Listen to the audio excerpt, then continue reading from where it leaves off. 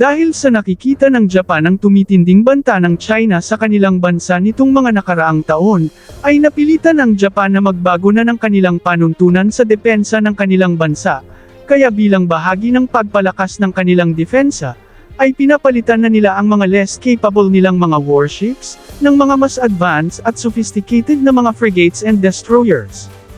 Isa na nga dito ang pagbili nila ng mga Mogami-class frigates, na may mga malakas na firepowers at sophisticated na mga sensors, radars, at electronics warfares, upang palitan ang kanilang mga kasalukuyang ginagamit ng mga destroyer escort, na Abukuma-class destroyer escort. Ang mga Abukuma class, ay sinasabing i-retire na sa taong 2027, dahil maaring may papasok na namang mga advanced warships sa serbisyo ng Japanese Navy. Wala pang nilabas na impormasyon ang Japan, kung saan mapupunta ang 6 na Abukuma class na i-retire sa nasabing taon, kung ito ba ay gawing scrap, or ito ba ay ililipat sa kanilang mga kaibigang bansa.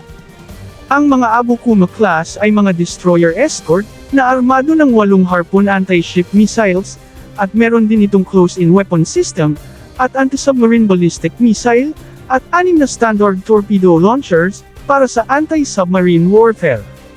Bagamat ang mga barkong ito ay ginawa noong 1990, kaya nasa 30 taon na ang mga barkong ito, ngunit i-retire ito hindi dahil sa kanyang kalumaan o sa estado ng kanyang seaworthiness, kundi ito ay i-retire upang bigyan daan ang mas bago at sophisticado na mga bagong class ng warships. Hindi pa man binanggit sa kasalukuyan na sa Pilipinas o ibigay ito sa Pilipinas. Ngunit matatandaang ang Japan ay nangangako sa Pilipinas na tutulungan ito na makamit ang kanilang AF modernization, at binanggit din ng Japan noon na maaaring magbigay sila ng mga warships sa Pilipinas, at kahit hindi man binanggit na ito nga ang mga warships na iyon, ngunit kung sakaling tutuhanin ng Japan ang kanilang pangako, ay maaaring ito na nga ang mga warship na iyon, ang maaaring ibigay nila sa Pilipinas. Malaking tulong ang mga barkong ito sa Pilipinas bilang force multiplier, lalo na sa anti-submarine at anti-ship capability nito. Bagamat wala itong vertical launch air defense system, ngunit meron naman itong close-in weapon system, para sa kanyang air defense kung sakaling kailangan. Hindi makakaila na ang Pilipinas ay lubos na nangangailangan ng mga barkong pandigma. Para sa pagpapatrolya sa napakalawak niyang karagatan at teritoryo, kaya bagamat patuloy ang pagbili ng Pilipinas ng mga brand new na mga barkong pandigma, na sa ngayon nga ay meron tayong 8 barko na pinagawa sa South Korea, na inasahang mag-umpisang ma-deliver sa 2025, at may niluluto pa na karagdagang 2 corvettes na malapit na sa bidding process, ngunit kailangan pa rin talaga ng Pilipinas ng mga karagdagang mga barko sa pinakamabilis na paraan.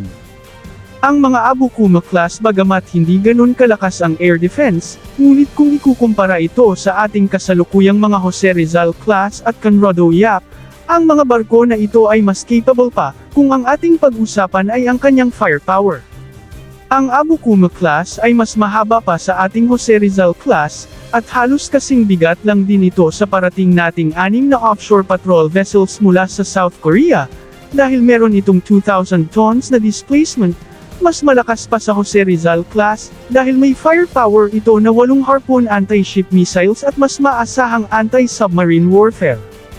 Bagamat ang Jose Rizal class ay may latest state-of-the-art combat system, at ang radar niya ay 3D na, kumpara sa Abukuma na 2D lamang. Ngunit kung firepower ang basehan, ay masasabi nating pwede pa itong ipalit sa ating Jose Rizal class bilang flagship vessel ng ating Philippine Navy kung sakali.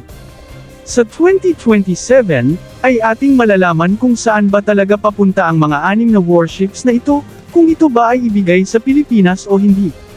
Kung sakaling i-offer ito ng Japan sa Pilipinas, tayo ay naniniwala na hindi ito ayawan ng ating Philippine Navy, dahil ang mga barkong ito bagamat nasa 30 taon na, ngunit ang seaworthiness nito ay walang duda na nasa mataas pa na antas, dahil hindi naman ito i-retire dahil sa kanyang katandaan.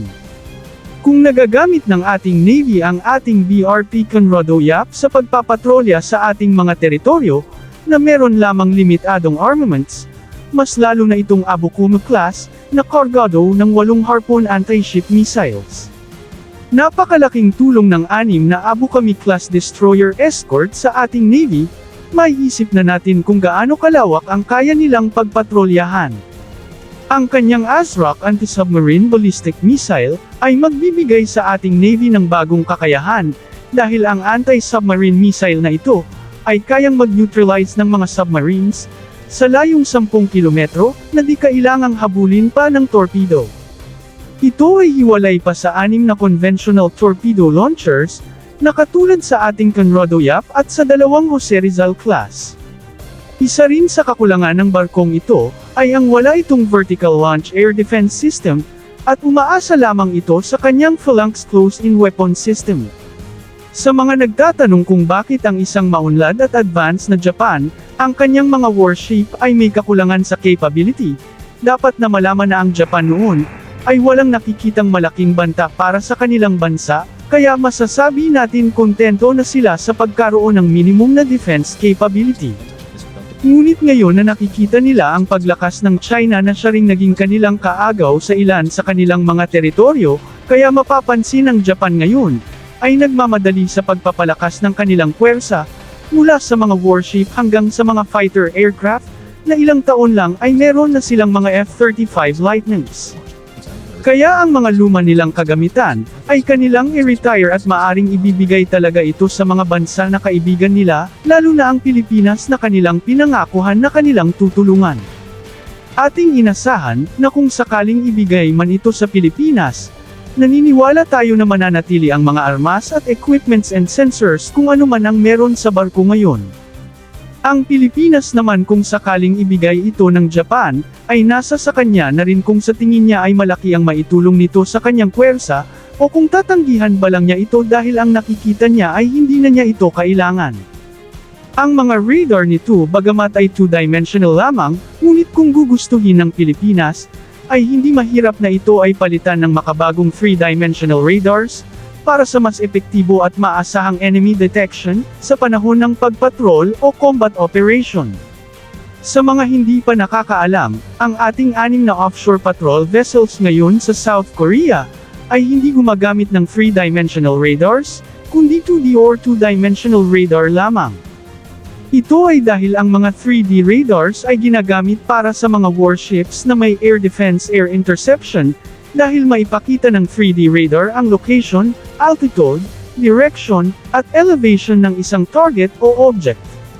Ang Abu Qumut class ay walang interceptor missiles o vertical launch air defense system, kaya hindi na niya kailangan ng 3D radar. Yan din ang dahilan kung bakit ang ating 6 na offshore patrol vessels ay walang 3D radars dahil wala siyang vertical launch air defense system.